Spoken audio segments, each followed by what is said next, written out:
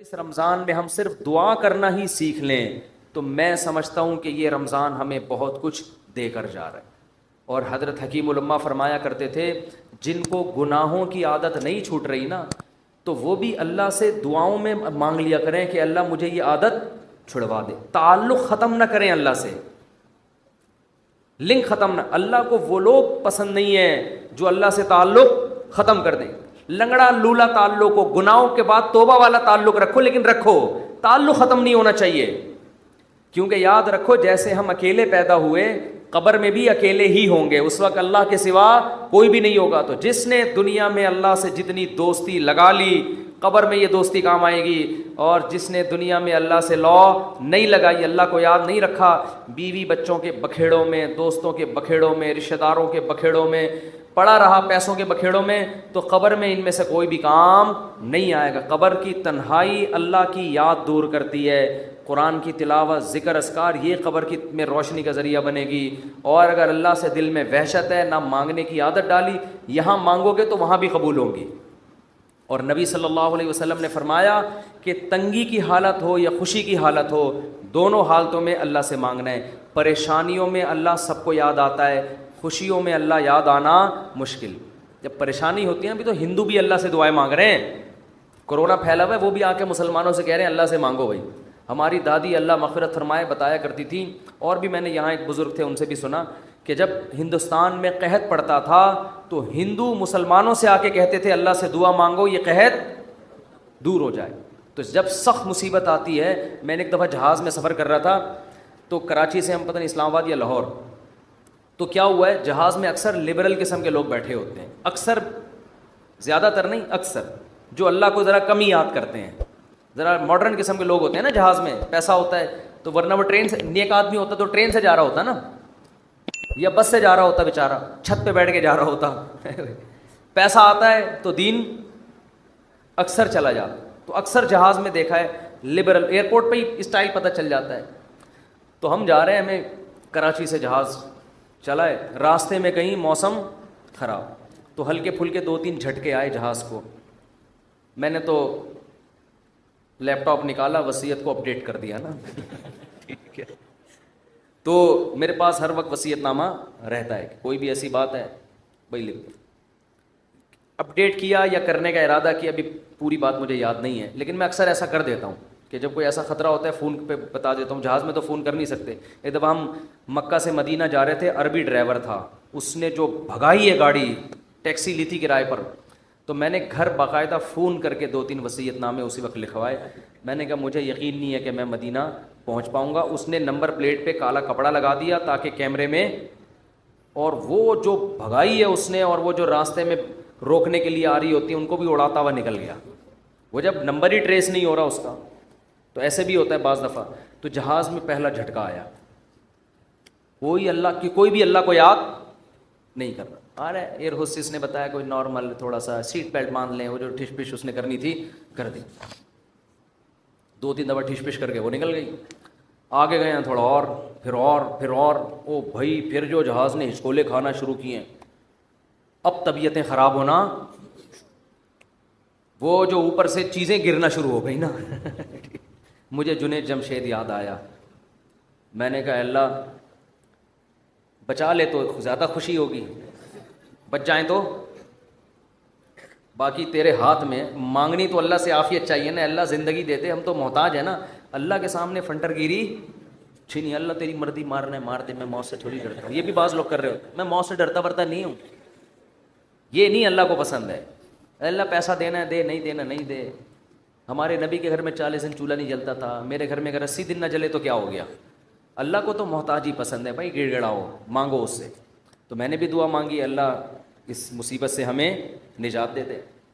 لیکن ویسے ایک آپ کو بات بتاؤں، جہاز کی موت ہوتی بہت آسان ہے، اس میں زیادہ ٹینشن لینے کی ضرورت نہیں ہے، کیونکہ ٹرین سے آدمی ٹکراتا ہے نا، پتہ نہیں کون سی کدھر سے جا کے کٹے، کون سا سر پچ کے، بس میں جائے ٹانگ پھنس گئی کھڑکی میں، بہت بھیانک موت ہے۔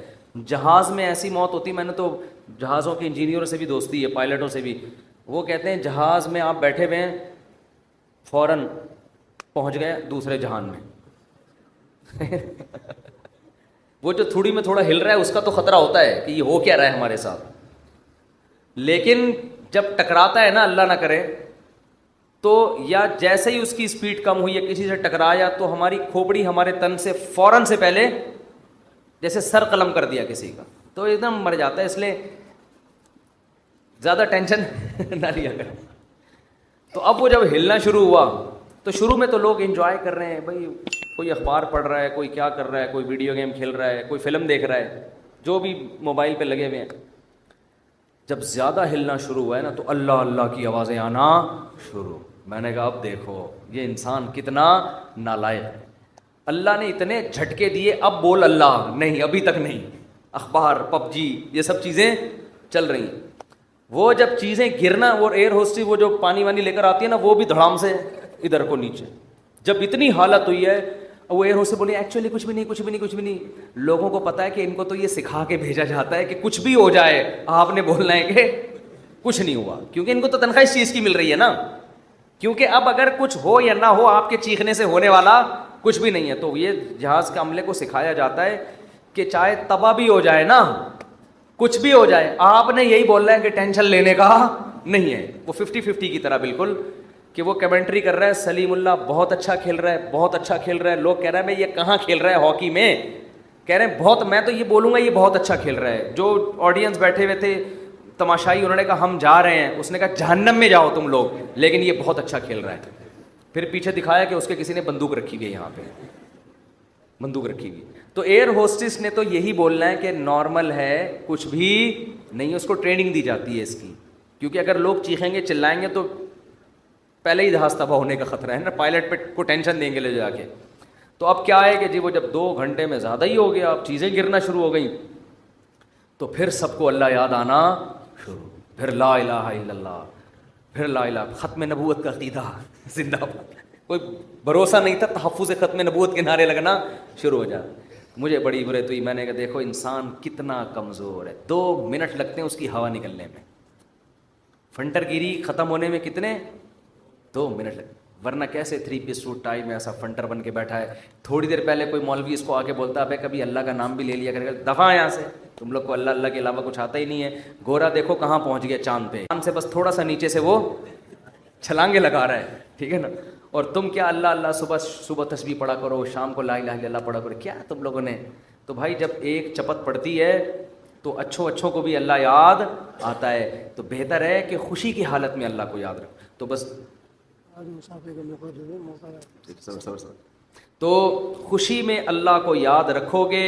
حدیث میں آتا ہے کہ غم میں اللہ تمہیں یاد رکھے گا. 2-3 کام بتا دوں بس، رمضان کے بعد پابندی سے کرنے ہیں. ایک، ہمیشہ دعاؤں کا معمول، کبھی بھی دعا چھوڑنی نہیں، ٹھیک ہے. دوسرا کام، دل لگے نہ لگے یہ اپنے اختیار میں نہیں ہے. لوگ کہتے ہیں دل نہیں لگ رہا، ابے بھائی تو مانگ لے، اس کی برکتیں آپ دیکھو گے انشاءاللہ. دوسرا کام، تلاوت کا ناغہ نہ ہو. بھائی جتنی خواتین بیان سن رہی ہیں، مرد بھی، روزانہ پابندی کے ساتھ قرآن کھولنا. ایک دفعہ یہ جو ایک دفعہ بند ہوتا ہے پھر رمضان میں جا کے نکلتا ہے، یہ قرآن کے ساتھ بے انصاف. کبھی کبھار جو حافظ ہیں ان کو تو اللہ نے بڑی سہولت دی ہے، 15 منٹ پڑھ لو، آدھا گھنٹہ پڑھ لو، تھوڑا پڑھ لو لیکن پابندی کے ساتھ. کوشش کریں گے کہ نہیں کریں گے گھروں میں بھی. اور تیسرا کام، تسبیحات. اللہ کا نام ہے نا اس میں. دیکھو لا الہ الا اللہ اس وقت نکلا نا جب جہاز ہچکولے کھانے لگا، تو ابھی کوئی بھی ہچکولے نہیں کھا رہا، ابھی نہ کوئی اللہ الحمدللہ کچھ بھی نہیں ہو رہا. تو ابھی لا الہ الا اللہ صبح 100 دفعہ، شام کو 100 دفعہ. تیسرا کلمہ پڑھ لیا، سبحان اللہ والحمد للہ ولا الہ الا اللہ واللہ اکبر. یہ تیسرا کلمہ اللہ کو اتنا محبوب ہے. حدیث میں آتا ہے سورج جن چیزوں پہ طلوع ہوتا ہے، جتنی چیزیں ہیں ان سے زیادہ محبوب اللہ کو یہ کلمہ ہے. تو صبح 100 دفعہ تسبیح ہاتھ میں رکھنے سے فائدہ یہ ہوتا ہے کہ یاد رہتا ہے انسان. آج کل تو بڑی خوبصورت تسبیحات آ رہی ہیں، بڑی ٹیکنیک، ان کو دیکھ کے انسان کا تسبیح پڑھنے کا دل چاہتا ہے. اور اس میں دھوکے بھی ہوتے ہیں. میں نے منگوایا تھا انٹرنیٹ پہ نا، تو ڈبہ آ گیا تھا اس میں تسبیح نہیں تھی. یہ بھی ہو رہا ہے، خالی ڈبہ. تو انٹرنیٹ پہ بڑے دھوکے ہوتے ہیں. تو 100 دفعہ صبح تیسرا کلمہ، تیسرا نہیں تو چوتھا کلمہ بھی ٹھیک ہے، لا الہ الا اللہ وحدہ لا شریک لہ لہ الملک ولہ الحمد وہو علی کل شیء قدیر. نبی صلی اللہ علیہ وسلم نے فرمایا، یہ میرا آج آخری بیان ہے، اس کے بعد اب رمضان میں بیان نہیں ہوگا، یہ ذہن میں رکھیں. یہ اعتکاف والے بھی دماغ میں رکھ لیں، ٹھیک ہے نا. تو اس لیے میں ذرا بیان آج میں نے بہت لمبا کر دیا تاکہ کچھ تو عمل تو ہونا کچھ اس پر.